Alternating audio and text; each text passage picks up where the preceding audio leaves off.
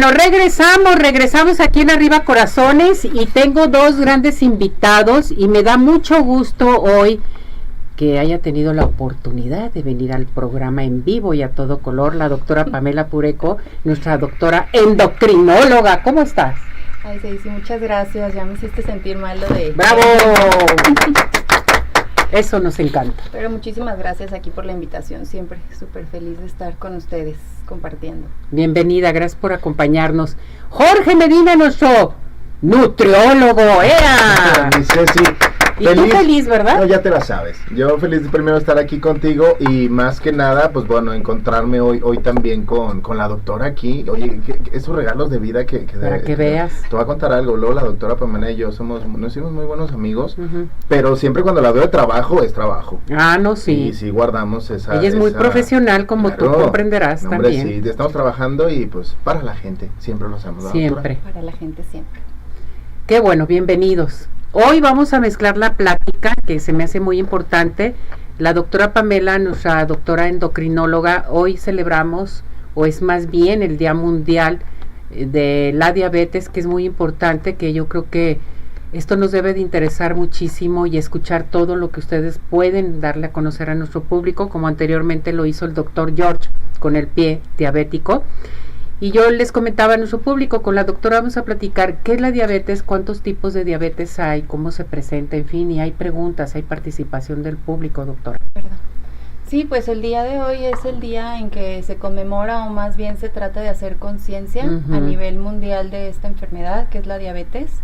Es una fecha que se ha estado proponiendo desde hace muchísimo, como desde 1900 y algo, y fue hasta casi el 2006 en donde este día se logró hacer oficial, más que nada para hacer conciencia de la severidad de esta enfermedad. Y pues bueno, la diabetes en general es una enfermedad crónica. Eso es súper importante porque el hecho de que sea una enfermedad crónica, ¿qué nos dice? Que tiene una larga duración. Y en caso de la diabetes ya no tiene cura, o sea, ya no se quita. Es una enfermedad que persiste, se puede controlar, pero ya no se quita. Entonces, esto es también algo muy importante a señalar de la diabetes y todos sus tipos. La principal característica en sí de la diabetes es una alteración para controlar la glucosa, una azúcar, ¿no? Alta en sangre es lo que define como tal la diabetes en todos sus tipos. Ahora, no nada más existe un solo tipo de diabetes. Existen dos principales, que es la diabetes tipo 1, la diabetes tipo 2, existe también diabetes gestacional, que es la que se da durante el embarazo, existe diabetes monogénica, que esa se da a veces en los niños, es por genes muy específicos que tienen que ver en la regulación de la glucosa, y también existe diabetes que se da secundaria a otras enfermedades o tratamientos que se da para otras enfermedades.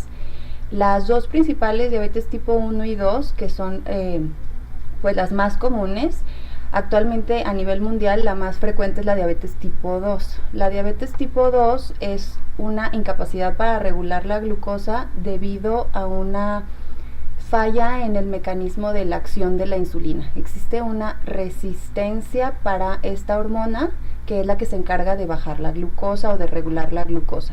Y entonces, ¿qué es lo que sucede? Que esa glucosa, que es el motor que utilizamos para todas nuestras actividades, se queda, digamos, estancada en la sangre en lugar de pasar a donde tiene que ser utilizada. Entonces, en la diabetes tipo 2 es por esto resistencia a la insulina, a diferencia de la diabetes tipo 1. La diabetes tipo 1 ya es una enfermedad autoinmunitaria en donde también hay un problema con la insulina, pero es la deficiencia. Entonces ya no hay insulina en el cuerpo y por lo tanto se necesitan aplicar insulina para que se pueda llevar a cabo la regulación de la glucosa. Entonces, dependiendo del tipo, va a ser el tratamiento distinto. La diabetes tipo 2 generalmente se da, o pensamos pues, desde hace muchos años que se da más en adultos jóvenes mayores, más o menos de los 20 a los 80 años, y la diabetes tipo 1, que antes se llamaba insulino dependiente o diabetes juvenil, se considera que es más frecuente en las edades pediátricas y adolescentes. Sin embargo, pues actualmente ya sabemos que ambas se pueden dar a cualquier edad. ¿Y a cualquier edad te puede dar diabetes? A cualquier edad. Hay diferentes tipos de diabetes. Puede haber incluso diabetes neonatal, Ajá. que se da hasta los primeros 6 meses de vida y son por alteraciones genéticas. Entonces, en todo es igual. Se sube la glucosa, esa es la característica de todas. Sí es muy importante la diferenciación y que también las personas sepan que hay diferentes tipos de diabetes, porque a veces personas con diabetes tipo 2 dicen, bueno, es que a mí no me inyectan insulina, entonces porque a ti sí, y empiezan a comparar, pero cada una de las diabetes tiene espectros totalmente diferentes de tratamiento y las causas también son totalmente diferentes. Que esto es bien importante entonces saberlo, porque dice la gente, me acabo de hacer el examen y me dicen que ya soy diabética, pero ¿por qué? O sea, yo no sé por qué me tengo diabetes, en fin, a veces se nos hace como que muy raro en un momento dado pensar en eso, ¿no? Claro, y más porque hace unos días estaba platicando también con una mamá que me decía, es que yo me siento bien, nunca me había pasado nada y de pronto me sacan esta glucosa porque estaba embarazada y resulta que ya me dijeron que tengo prediabetes.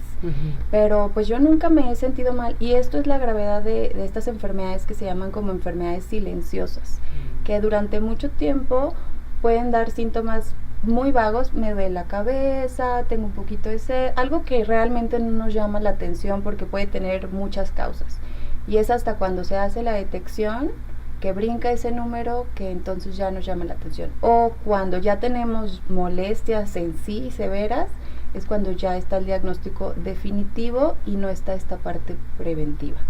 A ver, vamos con los síntomas. Los síntomas son muy importantes. Usted mencionó que muy leve los síntomas, pero ¿hay algún síntoma muy importante o no?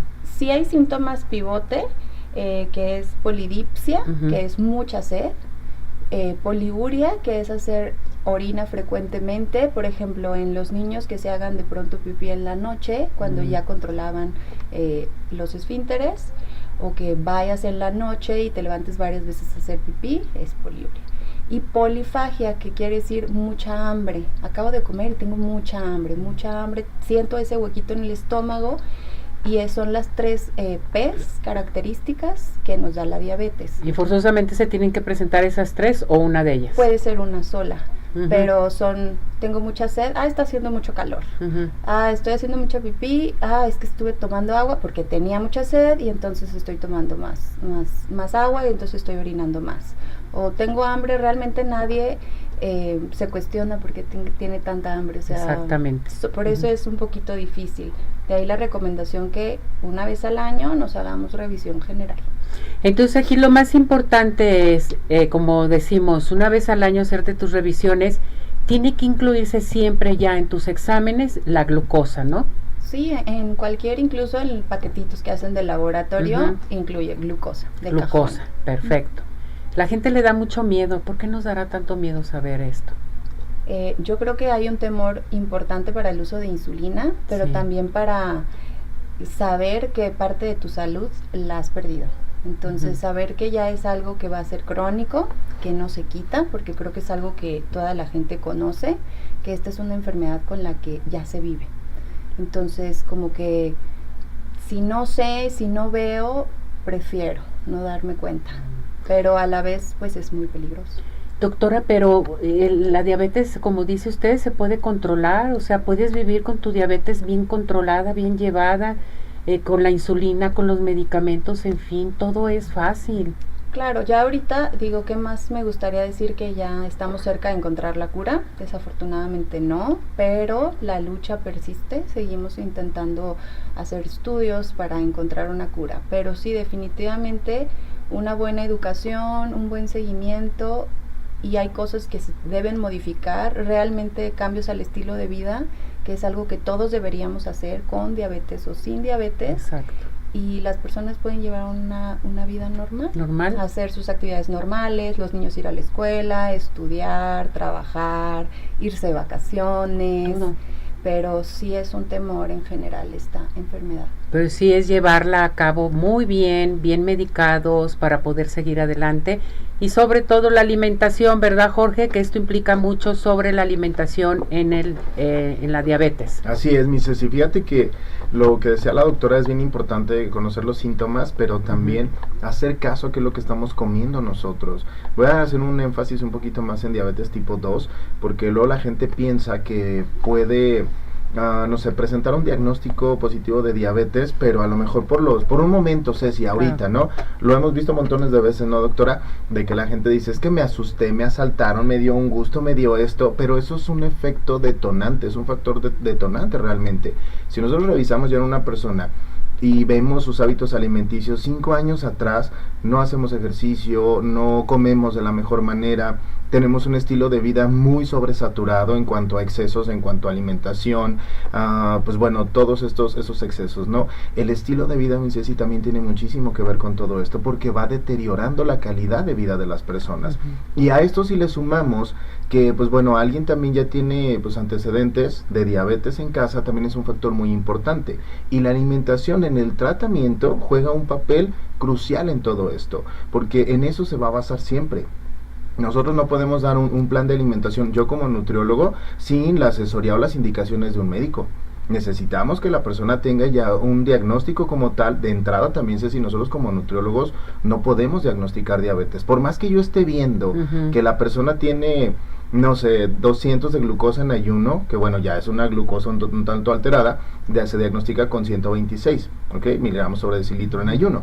Pero si yo lo estoy viendo, yo no puedo decirle que tiene diabetes. Mi trabajo es también como educadores en diabetes, guiarlo para que vaya con un médico. Ya que tengo un diagnóstico, entonces yo voy a empezar médico endocrinólogo. Con un endocrinólogo principalmente, ¿no?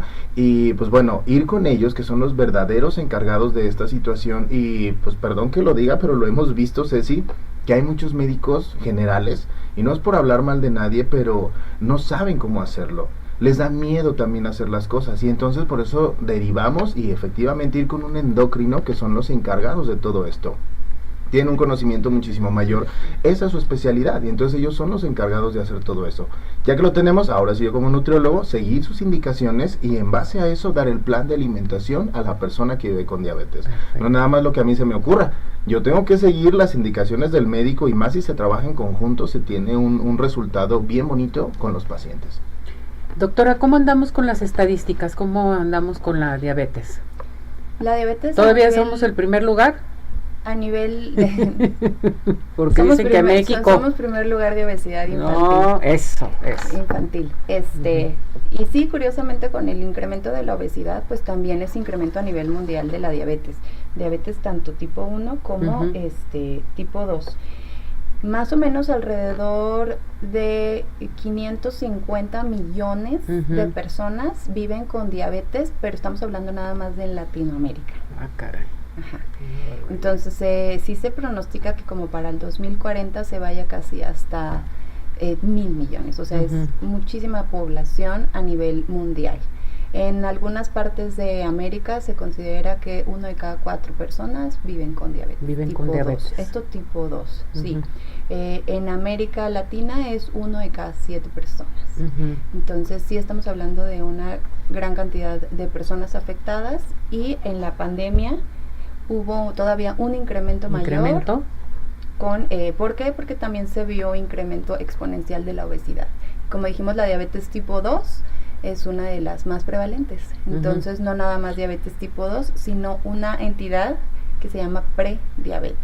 La prediabetes es súper importante diagnosticarla a tiempo, porque este escenario sí es reversible. ¿Ok? Entonces, el preámbulo a la diabetes, ya estamos con un pie a la diabetes, pero se puede revertir. Esto hablando nada más de diabetes tipo 2. Diabetes tipo 1, ese sí no nos avisa nada, y es otro escenario por completo diferente. Pero sí súper importante hacer caso a las señales, los síntomas.